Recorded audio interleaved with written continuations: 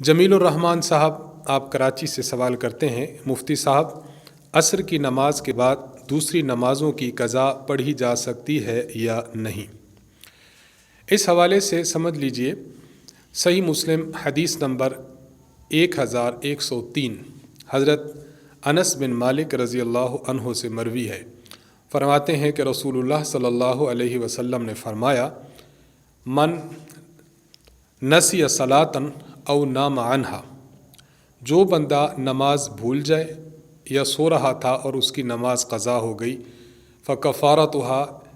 اس کا کفارہ یہ ہے، ان یصلیھا اذا ذکرھا، کہ جب یاد آ جائے تو اس کو فوراً پڑھ لے۔ اس حدیث مبارکہ سے معلوم ہوتا ہے کہ نماز جتنا جلد ہو سکے اس کو ادا کرنا چاہیے۔ عصر کی نماز پڑھنے کے بعد نوافل تو مکروہ ہیں، لیکن اس حدیث مبارکہ کی روح سے